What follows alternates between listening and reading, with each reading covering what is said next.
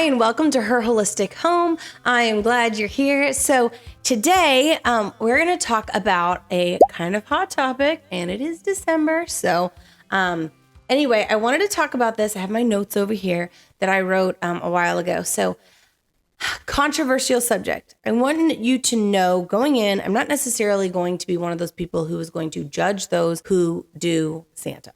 Okay. I was one, and I was a strong Christian. And I think we have to be very careful to judge people who are doing something that they really haven't felt conviction over yet. Okay. Because we have felt conviction over it. And I know when you are convicted about something, you're like, okay, this is it for everybody. Everybody needs to feel this. And I'm not saying that that's obviously the case for everything. Like, I believe that there are certain standards, obviously, according to scripture, like truth is not relative, right? It's not something where you can be like, oh yeah, I can go out and dress like extremely sexual and be like, but I have no conviction over this. Like, you need to question those things, right? Like, there's things we need to be growing in our faith and growing in it. But we're all at different walks. We're all in different places. And I don't necessarily believe that somebody can partake in something that is, of a pagan origin. And I do not believe Santa is of a pagan origin. But let's just say there's a lot of these posts that kind of come around, and they're always like, this is pagan, that's pagan, this is pagan, that's pagan. And a lot of it actually does not, when it comes to Christmas, have any actual merit in historical documentation. And so if you're actually looking for like, is Christmas pagan? I would really look to Wes Huff. He is very knowledgeable, knows the ancient languages, has studied archaeological documents, and basically that's his entire life. And he has torn down so many arguments where he's like, look, that's just not there. Somebody came up with this idea, they posted it on the internet, and now there's just very loose references that people sit there and they run with and like, it's pagan, it's pagan, it's pagan. It's not pagan.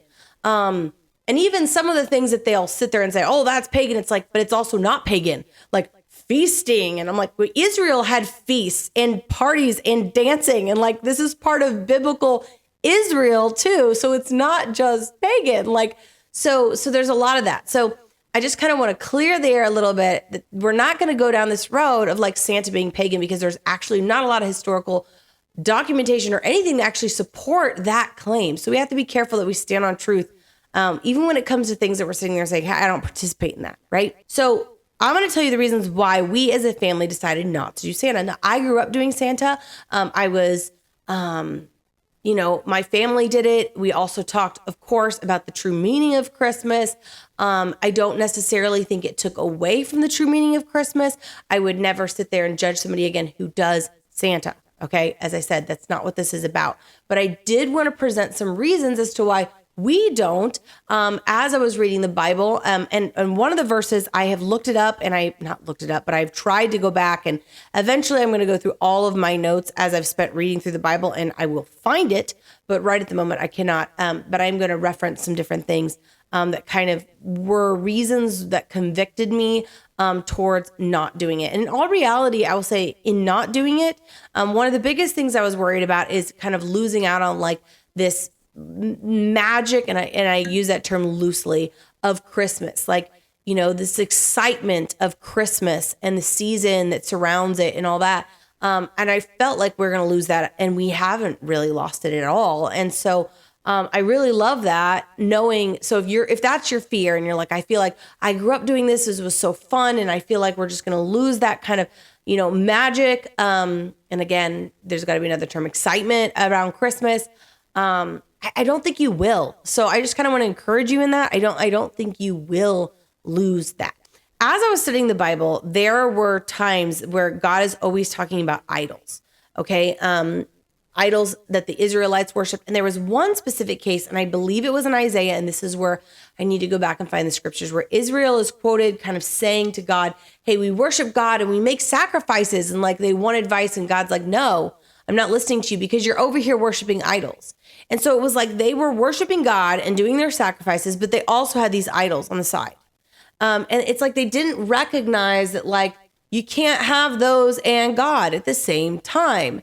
And it was like something that they didn't really recognize. And again, if I could find the verses, I would. But additionally, like looking at Gideon's family, like Gideon, who kind of rescued Israel, and then he had this ephod, and Israel whored after the ephod, it says, right? And then after the Gideon died, then they whored after the Baals again. So it's like, okay, so they were worshiping these idols, even though God was the one who rescued them. And within their lifetime, they would have known that. And they were going and they're whoring after this ephod. And God is quoted saying several times, how dare they go after these things made of wood when I made the tree, like it doesn't make sense. Okay. So I started thinking about idolatry and kind of wondering, like, what idols do we have that we don't really recognize? Now, the American church, in particular, talks about idols, and they always talk about like the idol of fame or the idol of money or the idol of possessions. And the thing is that like those are new idols. And while I agree that those can be idols in our life, absolutely, especially like Instagram famous and trying to succeed in life and all of that. But the Israelites had those too. The Israelites wanted money and wanted possessions and all of that too. Like all those things that we still desire, those would have been idols in their lives too. So I'm like, okay, are there actually any idols though? Like obviously we go into like a nail salon, we're like, oh my gosh, it's an idol. You know what I mean? Like we can see the idol, and we can have that talk with our kids about those kind of things. But when I started thinking about Santa, like as an adult, I'm like, well, but Santa's fake. Like we know Santa's fake, like duh, like we know Santa's fake. But my kids didn't know Santa was fake. And so I started thinking about that, especially as my oldest one had gotten saved. And I was like, she's saved. And that's really when I started getting kind of like, okay, she's saved, but she believes in this magical being that really started to sound very similar to an idol. And so Santa, because Santa's this figure, right? We have little figures of Santa everywhere. Right? There's little statues. And again, I'm not going to dog on like, if you're not doing Santa, but you have like a Santa statue or something, or what, like a Santa ornament or whatever, I don't think that's necessarily like, that's like having Frosty the Snowman. Okay. It's like a symbol of, Christmassy stuff. Okay. Fine. Whatever. But I think it's the doing Santa that we kind of bucked at, because my kids can see Santa and be like, oh, he's fake. Yeah.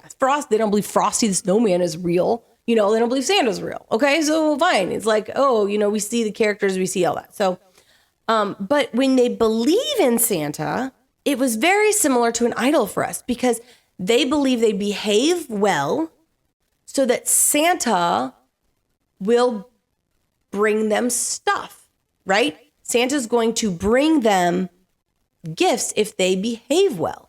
So it's similar to how we're behaving, or people would have done certain behaviors for an idol, or we behave for God.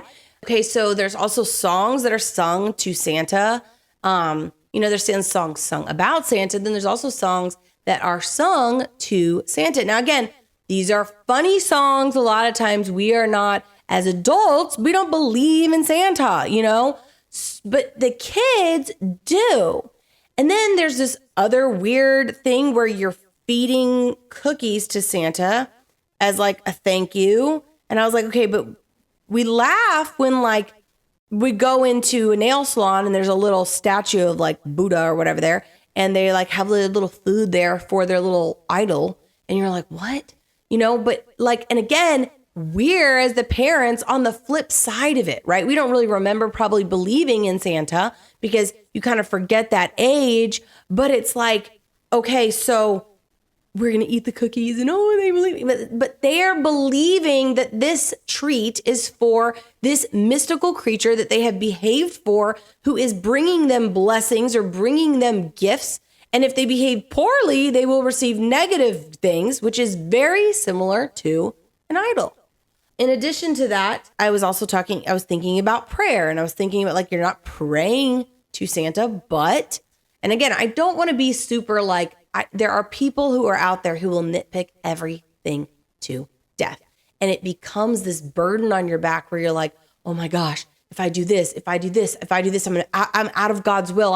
I'm worshiping pagans. And now you have a heavy burden yoke on you, which is not what God intended either. Like we have freedom in Christ. Paul talks about that. We should want to seek after righteousness. So again, I'm just presenting this as kind of information. in like prayer, in that I feel like when I write my prayers out a lot of times because I feel like I can clarify things better. I feel like I can focus better. Sometimes if I have my eyes closed, if it's a really tiring night, I'll fall asleep, which is horrible, but it happens. So if I write out my prayers, I'm able to just, I feel like, most of the Psalms are written out prayers from David, right? So kids write letters to Santa asking for things. Is that a form of prayer? Arguably, right? It's arguable. But it was weird. It's weird because you believe, again, we come at it from a perspective as adults of, we don't believe in Santa. It's all fake. We know it's all fake.